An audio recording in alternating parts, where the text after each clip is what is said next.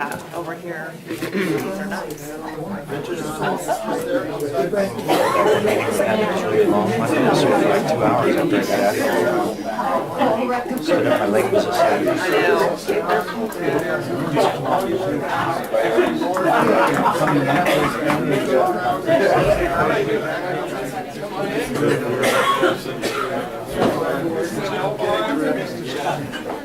Okay, we'll call the meeting back to order. We'll take up our 10:30 time certain. This Supervisor Alvell put this, asked this to be agendized for discussion that has to deal with the Hurlong property disposal sale agreement. And Aaron, would you like to do the intro to this? Sure. Thank you, Mr. Chairman. I brought this up, and I've kind of got a list here of the notes I'd like to go through. First off, I'd like to, Jim, you were talking like in the pool issue, come up with a number of phone calls, accounts that you ran into with the pool thing when it come up. The amount of phone calls that I received after I asked to put this on the agenda this last week has been phenomenal. I actually got more phone calls in positive of this than I ever did on the swimming pool. And I waited to now, and I really want to stress this, I waited to now to bring this up because of the voice from the community of Hurlong on their need for the continued services at a convenient location on their Hurlong. And so I waited till we got the contract signed so that we would have a secure place with a location on there for the clients and the staff of HHS. I know this is going to be a difficult topic because of the close friendships and relationships with the winners of the RFP bid for the Hurlong property. Marty, Retta, Richard, Pete, Maury, Melody, and myself were the only ones that recommended the referee clause of the Hurlong property be entered into back in November, December. At that time, when it come up, it was an emotionally charged issue, potentially political nightmare for the board, and for the majority of the board, it was not a palatable issue to bring forward. The Board of Supervisors, Health and Human Services, the Planning Department, Public Works, and the County Administration did not intend to sell, transfer, or give away Building 170, Parcel B2, the Chapel, Hurlong One Stop, or the Hurlong Family Resource Center. After realizing the mistake, the county met with Mr. Pizzullo and Mr. Smith on November 4th to discuss the error. He said that Building 170 was part of his bid, and the county signed the deed over to him, so it was theirs.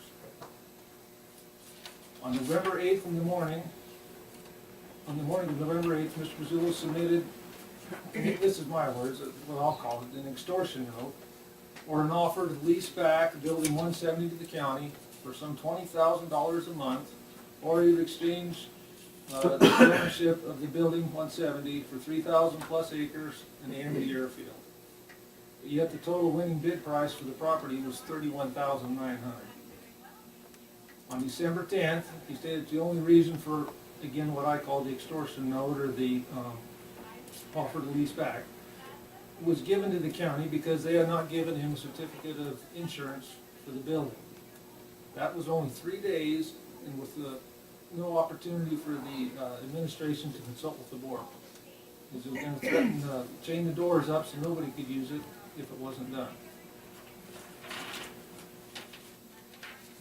The emotions at the time and the fear of the political retaliation overrode the common sense and practicality to resolve this issue early on in November. A couple of examples that I'd like to use is at the time when it first came up in November, it was explained it was inexcusable and a totally egregious error. Later on in January, February, it was stated it was more of a simple mistake. Another example, at the time when it happened in November, the value of the building was stated to be $500,000. Later on, it was reduced to $300,000. Personally, I think the true value was probably $80,000 to $100,000 for the value. On December 10th, when we had our public hearing here for the talk about this issue. Mr. Pizzullo stated he could not recall if Mr. Egan had told him building 170 was not to be included in the sale prior to the bids being opened. Yet, we are entrusting at this time Mr. Egan as the interim CEO, the highest office in the county. Whose credibility are we going to stand on? The public's faith, trust, and confidence of the county was shaken with this error. Let's not make it worse by doing nothing to reclaim this error. No one should get anything for free and then try to stick it to the man. In this case, the man's the county. Melody has stated she cannot make improvements to a building that is not county-owned. The lawyer who wrote the sales agreement had the foresight and the intuition to institute a referee clause to protect the county. It would be totally unfair to all of the citizens of Lassen County not to use this tool that was provided. Gentlemen, we all took an oath of office. If we walk away from this without utilizing all of our options, then shame on us. And Mr. Chairman, with that, I would move that we invoke the referee clause for building 170 out in Furlong. Thank you. That's my motion. Would, thanks for that. I'll go in first with under board members. So we do have a motion on the floor. Does anybody like to weigh in before we receive public comment? We already, as a point of order, we got to get a second on the motion, see if it was voted for discussion. Right, no, there's a motion, yeah. See, no second on this. I'll second the motion for discussion. Okay. I think we need to have a discussion. Oh, right, I wasn't aware we couldn't discuss it before, so. Once the motion's on the floor, you have to dispose of it by having a second or rule that the motion died for a lack of second, so. Okay, thank you for pointing that out, yeah, I must have missed that page in the book. Yeah, thank you, thanks for that, I apologize for that error, thank you. So, okay, it's been moved and seconded, that's under discussion. Okay, Supervisor Alba, have you been out to the building out there? I've never been inside of it, no. How did you come up with this appraisal? 80 to 100,000? I'm just guessing of what it is. I talked to Mr. Barnes. Okay, Paul, did you have anything? All I'm gonna say is I'm not gonna discuss it without county council. Jim, you guys still weighing I have no other comment. in? I'll say a few things, but I don't wanna, I mean, I totally, I respect, you know, Aaron for your, you know, for how you think and all that. And, you know, that's what we are. We put it on the agenda. We're talking about it. But you know, we're five guys and all with a little bit of a different point of view. I certainly respect yours. I just wanted, a couple of things you mentioned was that you didn't want to bring this up. The most important thing was making sure that the family resource, you know, the one-stop was secure before you brought this up. I mean, as you know, the agreement we have, it's very generous. It's $1 a month. The place is, you know, functioning as the one-stop, and but I think what I took from that was that you didn't want to disrupt things until they were secure. But as you know, the agreement, although it's $1 a month, it's just a 30-day agreement. So if I feel if we invoke this, I mean, the people that did get it, yes, it was a mistake. Mistakes happen. And as I said back then, my feelings weren't said out of being emotionally charged. They're exactly the same today. So, you know, a couple months later, that the mistake was unfortunate, but it's how we handle the mistake. As a county, as an organization, and as a board of supervisors, is the true test of our character. Anybody can make a mistake. It happens all the time. How we react to that. Personally, I don't think it is prudent or a good reaction for us as a board to as you mentioned, disrupt or damage or put in a negative way the community that is being served for $1 a month rental, I might add. And I think invoking the referee clause would certainly, jeopardize the use of the building.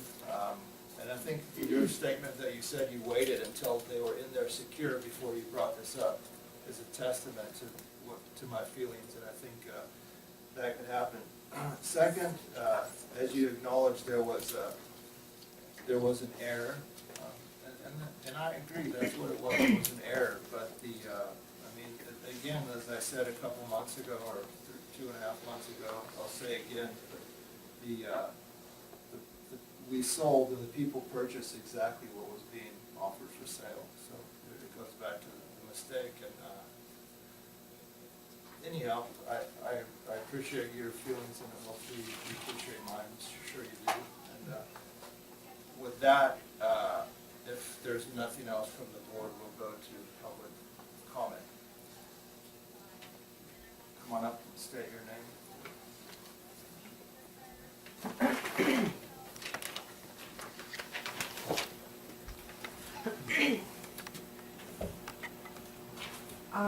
Eileen Spencer, County Health, Westwood. One thing that's very disturbing is that there's not a single piece of paper, not a single resolution, not a single document that exists that would indicate in any shape, way, or form that this was a mistake. So, because there are ramifications soon to this board, that I would advise all of you, honestly, I'm just giving you some good advice here, to refrain from saying this was a mistake, because every time you say it, you jeopardize a lot for yourself. So there's not a single document that exists that any of you could provide or is public record that states or proves this was a mistake. It simply wasn't a mistake. You need to stop saying that, because you're putting yourselves in jeopardy by continuing to say this. And I hope you stop saying it for your sake. Thank you. Thank you. Iona McKean, thank you very much. I haven't really given this a lot of thought. I think some people have been hurt by this issue of the LRA and the wrong for sale of the property that should not have been hurt. That is no longer a board of supervisor. My issue is why, I'm not a part of anything here other than a voter and a citizen, why this board can't somehow work with the buyers and come up with something that is workable for everybody, for the county and for him. There's statements been made that you can't remodel the building or spend any funds on this building because it's not owned by the county. Now, what if the county decides, and you can work together, it'd be as co-owners, even though it might not be 50-50, but co-owners. And by doing that, that means the county has part ownership in it, and possibly by having part ownership in it, then the county can use the building, can remodel the building, get grant money for the building, and then you can work together. And then it can be just that $1 a month. If that can happen between the corporation or whatever it is and the county. Thank you very much. Thank you, and thanks for those comments, and I think that, I'd just like to say that $1 deal is obviously a short-term interim deal, so if the relationship, I would imagine, is going to continue into the future, that's a good point and something that we should make note of and certainly explore. Could it possibly help, pardon me, again, I'll stand up, so you don't have to tell it to me. could anything happen in reference to, we'll say, how you can share the insurance, or how you can share, the taxes, because county doesn't pay taxes. You know, some of these things could be negotiated out where everybody benefits. Thank you. Just for the record, using invocation of referee clause is a nice phrase, but could you read it into the record and also where that exists? I'm assuming it exists in Pazula's contract, but could you identify the clause, what page, and then read that into the record, please? If we, yeah, I don't have a contract, or we could. yeah, we'll, if the motion passes, we'll make sure that it comes with all the information, so. Is there anyone else who would like to comment? Any more discussion from the board? If it would appease the rest of the board, Mr. Powell, namely, you know, I would be willing to table this until next meeting when county council is here. Good idea. What's the pleasure of the board? Whatever they, There we go, one doesn't matter to me. I'm gonna vote no on it, because, I mean, this is a legal technicality, of a contract that's already been approved, and I'm not gonna, pass judgment on it without county council to give us legal advice. Okay, so seeing that that's, what, 20% of the board already, I think it should be, we have no option, as I see it, other than to table it, to give every board member the opportunity to have their questions addressed before making. Before you do, Mr. Chairman, I do want to make a brief comment, and I appreciate Mr. Albach for, raising the issue, because it's one, I have to admit that even though it's an issue, I think the board moved on several weeks, if not months ago, still, I think, generates a sufficient amount of interest in the community, and I likewise, I mean, maybe not so much in the last couple, 2-3 weeks, but early on, and well into, January, by the end of January, was still getting a fair amount of feedback from people who felt that this building was obtained by the person in an ill-gotten fashion. And it's more the process that is an issue rather than maybe the content.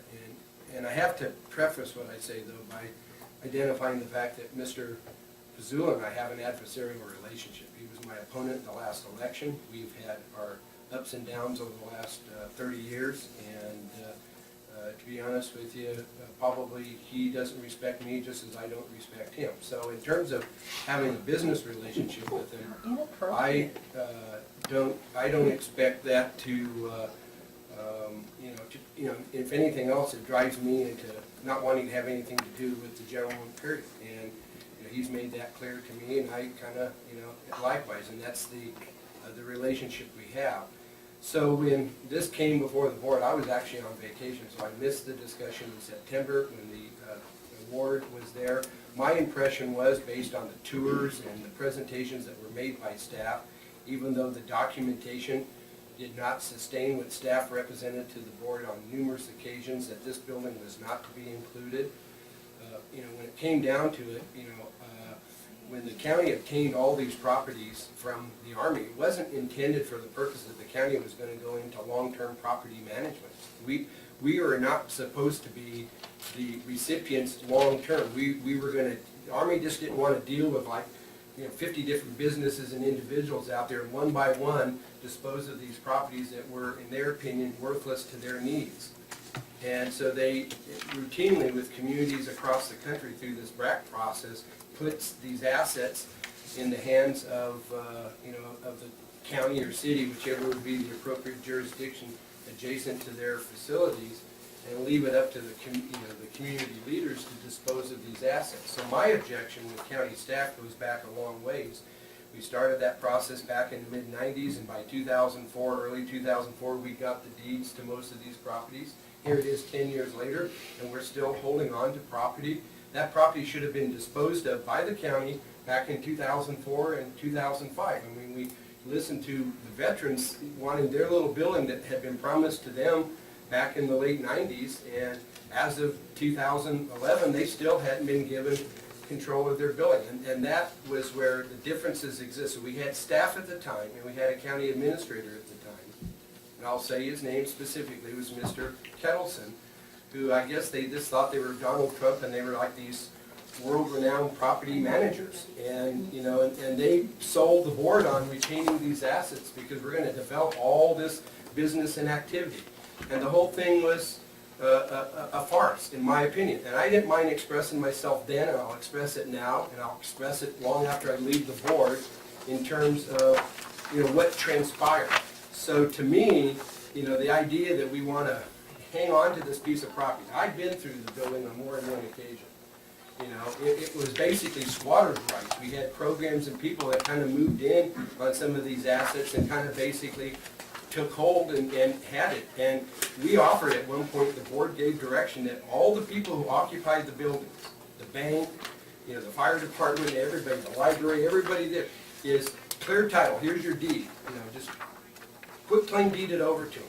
And most of them said, oh no, we don't want the property because the cost of maintaining and upgrading the property would be way beyond their means. And I disagree. I don't think the property is worth $80,000 to $100,000. It might be worth, you know, $30,000 based on the bids that we received, or $10,000.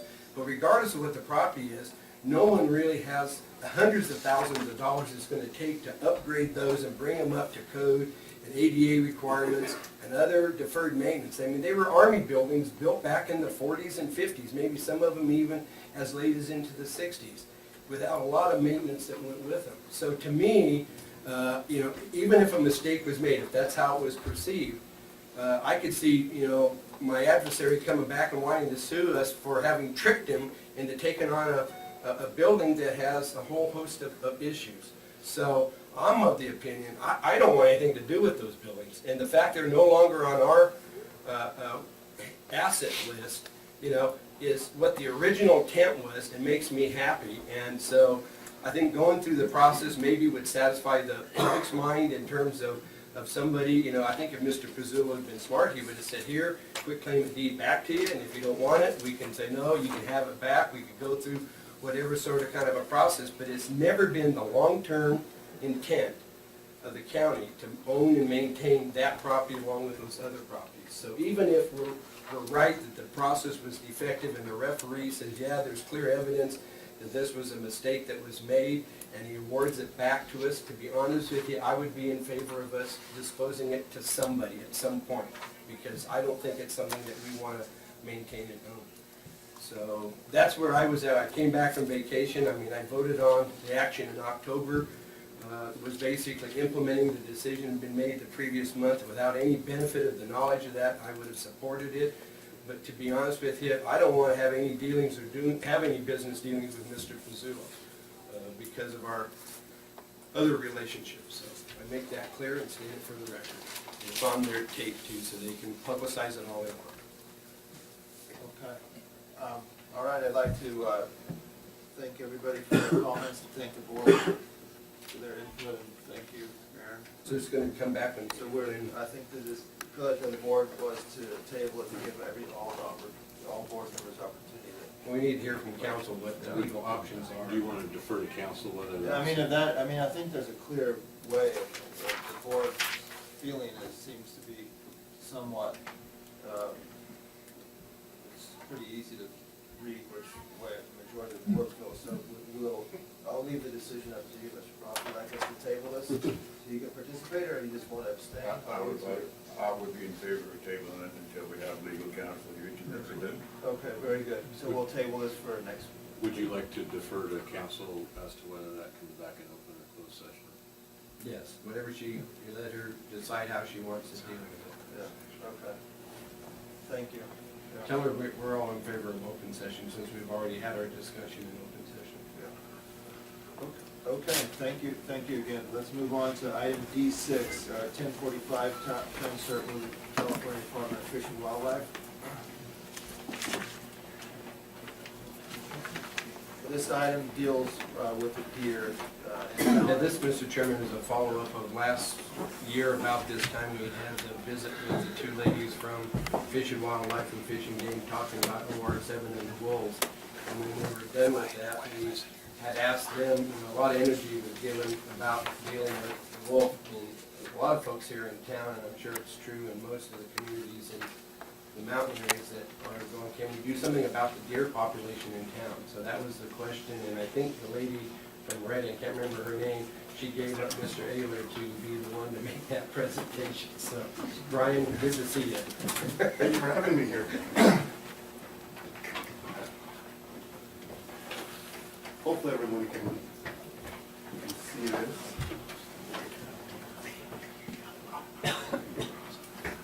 It was working just great before. It's gotta warm up. Oh, shoot, okay.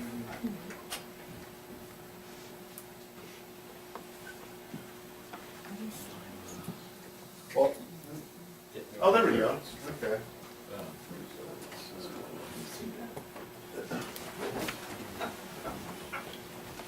Maybe we could turn the middle bank and leave the two outside banks on.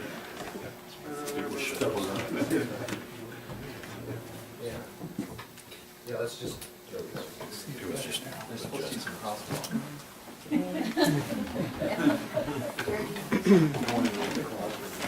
Hopefully no one gets too much neck strain from trying to look at that.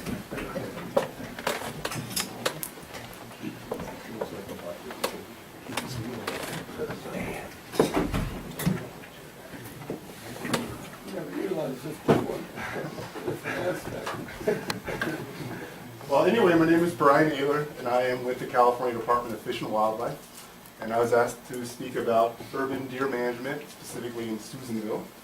As you can see from the slide, it's a pretty widespread problem. Specifically in California, it's been reported in Los Angeles, Marin County, Monterey, Napa County, Orange County, San Diego County, the Bay Area, and various Sacramento suburbs, and obviously Susanville. Many of these populations were established in the 1980s. Hopefully this works. All right. The problem exists in Susanville because we have developed what was historic winter range for the Doyle and West Lassen deer herds. As the winter range was developed in town, the deer changed their diets to what was available, mostly garden plants. And they eventually stopped migrating because this food was available year-round. Repeated exposure to people in town has caused deer to associate us with food and to lose their natural fear of people. Some common issues that are faced in town are safety concerns, nuisance complaints, and welfare issues for the deer. Safety concerns are the most serious and also the most uncommon. We have received reports of aggressive bucks killing pets in town during the breeding season, does chasing people and vehicles away from young fawns, and there was even an incident where a child was attacked by a deer that was being fed by her grandparents. Sorry, I lost my way here.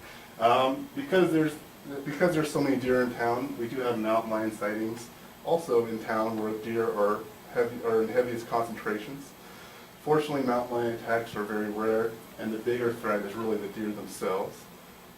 In 1995, it was estimated that there were 300,000 deer vehicle collisions nationwide reported to law enforcement, with an equal number not reported to law enforcement, and the cost was estimated to be $1.4 billion in damage and 195 deaths annually.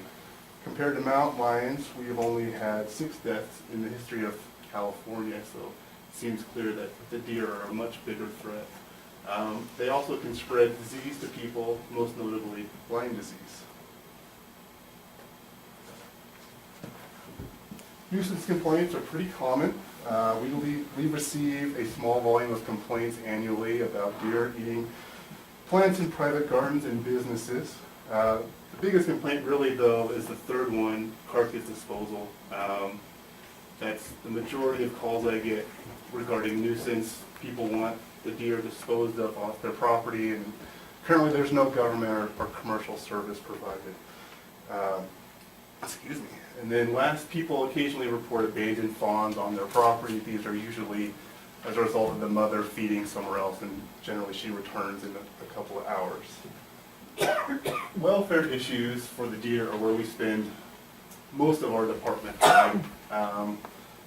Entangled deer, we receive complaints of deer that are entangled in wire, trash can lids stuck around their necks,